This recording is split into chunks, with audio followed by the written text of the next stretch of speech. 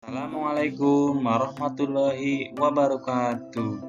Hai anak-anakku kelas 2, bagaimana kabar kalian hari ini? Semoga selalu dalam keadaan sehat ya. Jangan lupa anak-anak, siapkan buku tema 7 ya, kebersamaan, dan jangan lupa persiapkan juga alat tulis dan bukunya. Hari ini kita akan belajar tema 7, kebersamaan, subtema 1, kebersamaan di rumah. Pembelajaran 1, khususnya muatan pelajaran bahasa Indonesia, materi dongeng binatang atau cerita fabel. Adapun tujuan pembelajaran hari ini adalah dengan menyimak penjelasan guru, siswa dapat menyebutkan contoh dongeng binatang atau cerita fabel dengan tepat. Dengan menyimak dongeng yang dibacakan guru, siswa dapat menyebutkan isi dongeng binatang atau cerita fabel dengan tepat. Anak-anak, di antara kalian siapa yang sudah pernah mendengar dongeng? Dongeng itu apa sih? Dongeng merupakan cerita yang tidak benar-benar terjadi. Dongeng biasanya mempunyai sifat menghibur dan mengandung nilai pendidikan. Dongeng biasanya ceritanya bersifat imajinatif atau khayal. Dongeng ini ceritanya tidak benar-benar terjadi, anak-anak. Berikut penjelasan tentang jenis-jenis dongeng. 1. Cerita fabel atau cerita tentang dunia binatang. 2. Legenda. Legenda menceritakan tentang asal-usul suatu tempat. 3. Mitos. Mitos ini menceritakan tentang hal-hal gaib. 4. Sage. Sage ini menceritakan tentang cerita kepahlawanan. 5. Cerita jenaka. Cerita yang isinya cerita lucu. Anak-anak, kita akan belajar tentang cerita fabel. Cerita fabel adalah cerita dongeng tentang binatang, di mana tokoh atau pelakunya adalah binatang. Binatang-binatang tersebut memiliki penggambaran watak seperti sifat manusia. Cerita fabel mengandung pesan moral atau amanat yang bisa diambil pelajarannya. Berikut contoh dongeng binatang atau cerita fabel. Di antaranya adalah Kancil dan Buaya. Kalian kan sudah pernah mendengar cerita Kancil dan Buaya. Nah, itu termasuk cerita fabel atau cerita tentang dunia binatang. Yang selanjutnya adalah Kecerdikan Menumbuhkan Kebaikan, yaitu menceritakan tentang ular dan tikus. Selanjutnya adalah cerita tentang semut dan belalang. Pak Guru akan bercerita tentang dongeng Kecerdikan Menumbuhkan Kebaikan. Anak-anak, dengarkan ya dongeng tentang kecerdikan menumbuhkan kebaikan. Pak Guru akan membacakan cerita tersebut. Dengarkan baik-baik ya. Di sebuah gurun pasir, hiduplah ular dan tikus pasir. Sebenarnya sang ular sangat ingin memangsa tikus. Sedangkan tikus berusaha mencari akal agar ular tidak lagi berniat memangsanya. Saat itu sang ular sangat lapar, padahal ia sedang tidak mempunyai sedikit pun makanan. Sedangkan tikus yang berada tidak jauh dari sang ular sedang asik melahap makanannya. Sang ular merasa tidak senang melihat kelakuan tikus. Dengarkan ucapanku, wahai tikus yang aku pasti akan mendapatkan tubuhmu yang mungil dan lezat itu. Hei ular, berusaha dan bekerjalah. Jangan hanya berani mengancam.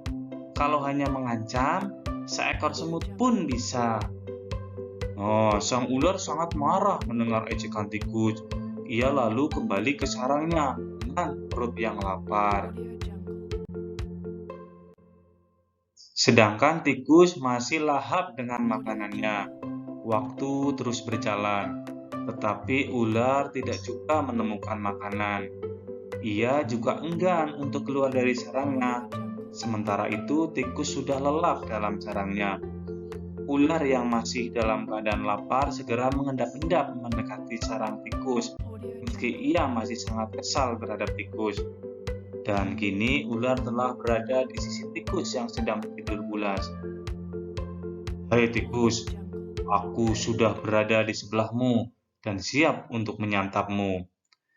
Tikus segera terbangun dari tidurnya. Sambil berpura-pura menguap, ia mulai memutar otak agar bisa lolos dari cengkraman sang ular.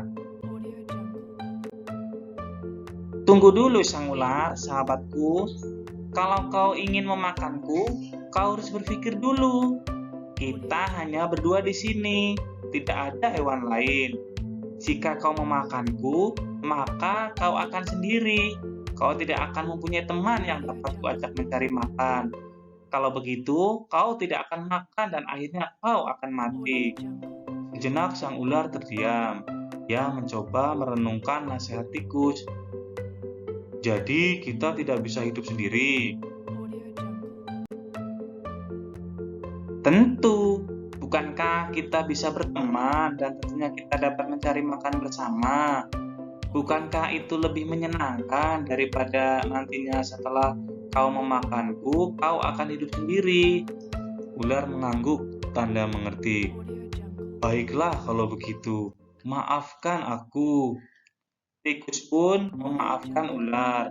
Mereka tersenyum bahagia, kemudian beranjak mencari makanan bersama-sama. Anak-anak, tadi kalian sudah mendengarkan dongeng yang dibacakan oleh Pak Guru. Agar kalian lebih memahami isi dongeng tersebut, ayo cari tahu isi dongeng kecerdikan menumbuhkan kebaikan. Pak Guru beri contoh ya, nomor 1. Siapakah yang diceritakan dalam dongeng kecerdikan menumbuhkan kebaikan? Ya, yang diceritakan dalam dongeng kecerdikan menumbuhkan kebaikan adalah tikus dan ular. Yang nomor 2, bagaimana kecerdikan tikus? Nomor 3, mengapa ular dan tikus dapat hidup bersama? Nah, untuk nomor 2 dan nomor 3, kalian kerjakan di buku tulis kalian masing-masing ya, agar nanti kalian dapat memahami isi dongeng tersebut. Setelah itu nanti anak-anak pekerjaannya difoto dan dikirim ke Pak Guru ya. Anak-anak, adapun pesan yang disampaikan dalam cerita kecerdikan menumbuhkan kebaikan, yaitu hidup harus saling menghormati, tolong-menolong, dan rukun. Demikian pembelajaran yang Pak Guru sampaikan. Tadi kita sudah belajar tentang apa itu cerita fabel atau dongeng binatang, yaitu cerita yang menceritakan tentang dunia binatang. Dan tadi kalian juga sudah mendengarkan cerita tentang kecerdikan menumbuhkan kebaikan yang pesannya adalah hidup itu harus saling menghormati, saling tolong-menolong, dan saling hidup rukun. Anak-anak, jangan lupa ya tetap jaga kesehatan dengan memakai masker, mencuci tangan setelah melakukan kegiatan. Dan jangan lupa ya, selalu belajar walaupun kita masih dalam masa pandemi seperti sekarang. Semoga bermanfaat anak-anak. Terima kasih. Wassalamualaikum warahmatullahi wabarakatuh.